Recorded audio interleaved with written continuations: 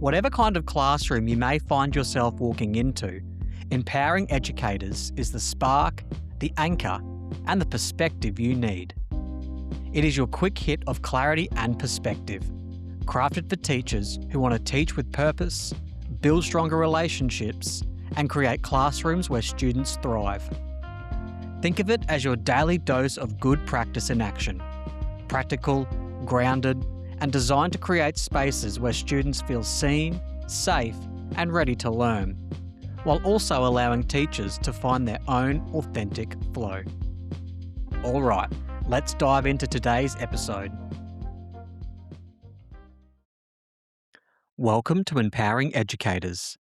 This is Ben Russell from Empowerment Ed. Today, we're looking at a behaviour strategy that every teacher has needed at some point across their career. And usually they've needed it in those tense, uncomfortable moments where it feels like your ego and the student's ego are standing toe to toe in the middle of the room with everyone watching. The strategy to mitigate that moment is called the take-up time method, and it comes straight again from the work of Dr. Bill Rogers. The situation is you may have found yourself in a spot where you've given a reasonable instruction to a student. It might be to move to this desk or close your laptop now or come and join this group that you want them to work in. And you're met with that wall of defiance. And if you find yourself in that moment, you're like, what now? You'll know exactly why that strategy exists. Because sometimes in that moment, the issue moves beyond instruction. We're now in that position where we have that standoff. And again, with all eyes in the room watching. The strategy of take-up time is how we break that standoff without breaking the relationship. Because when a student refuses a simple instruction, it's normally not about the instruction itself. It's about a couple of potential things.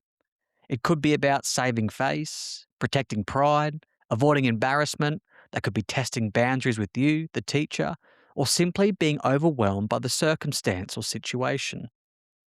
And for teachers, when we find ourselves in that position, it's easy to slip into our own ego response. That would be saying, don't you talk to me like that, or do it now, or I'm not asking again, or I'm not going to move until you do what I say. And all of a sudden, we've found ourselves in a classroom that's become the stage of a power struggle. And neither person actually wants to be in that struggle, but at the same time, no one really wants to lose in that moment. However, in that moment, the message is clear when you look at it from a rational perspective. Ego has entered the room, and therefore logic has left. The strategy of take-up time is how we remove ego from the equation. So, what's it about? Taking up time is the practice of giving a student a short, calm window to follow an instruction that you've given without standing over them, arguing, or demanding an immediate response.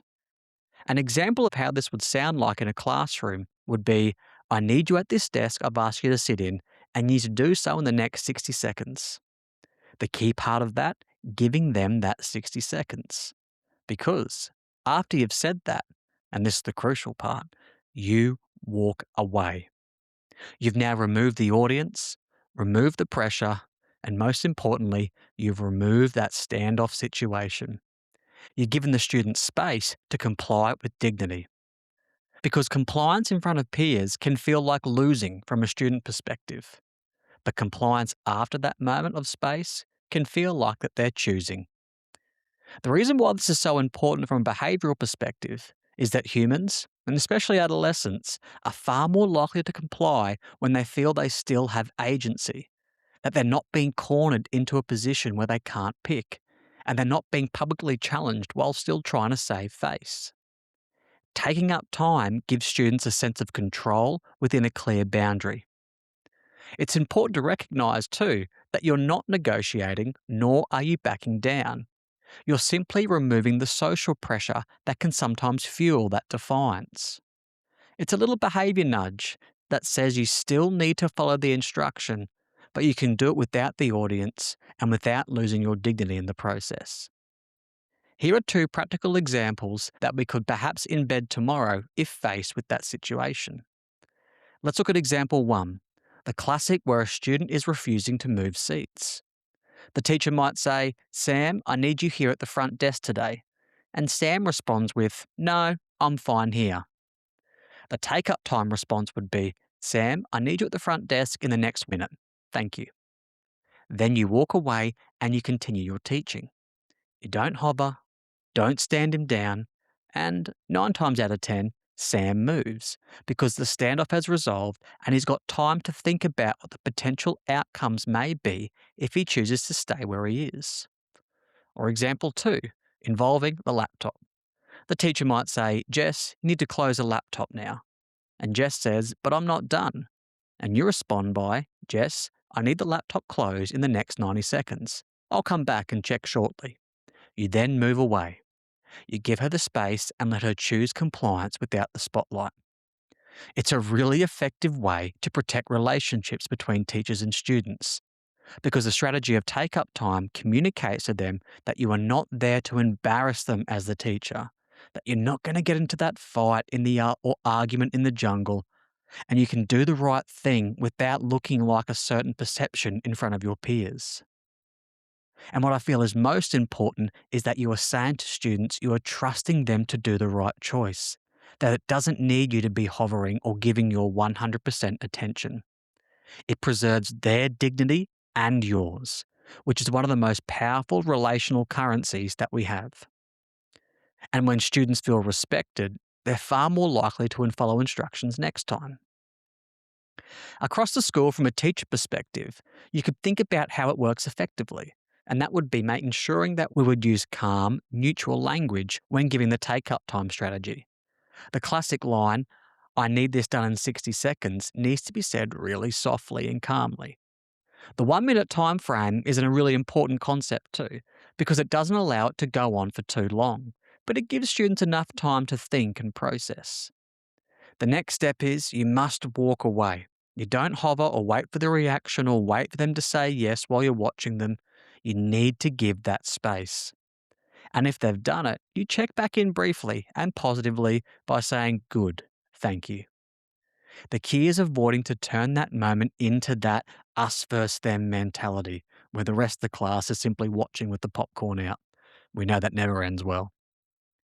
If you're a middle leader in a school setting and wishing to implement this strategy with your team, I'd be looking at working with staff on the tone, timing, and phrasing. Using scripts is really effective in this context. I'll almost model take-up time during any meeting or walkthroughs in classroom visits. And if we did have a moment within our team where things went south, we might be asking debriefing questions like, when did the standoff begin and how could we have adjusted our strategy to include take-up time? The main message we want to be enforcing in this case is to reduce escalation. For senior leaders, I think the take-up time strategy should be a must in any whole school behaviour processes, and then making sure that we're training staff in de-escalation and relational correction. But then we should also have a plan B if nothing happens. That is, if the student still doesn't comply, this is where management or leadership must be able to step in and support. Overall, take-up time is one of the most simple and elegant behaviour strategies that we have to diffuse conflict, because it removes ego and escalation and gives students the space to make the right choice without feeling cornered or pressured. And when we step back, often our students, they step up. That's all for today's episode of Empowering Educators. If you're keen to dive deeper into more of what we do for both teachers and students at Empowerment Ed, or explore our face-to-face professional learning opportunities, head to www.empowerment-ed.com.au to see what we're building for educators like you. Thanks for tuning in. Until next time, take care.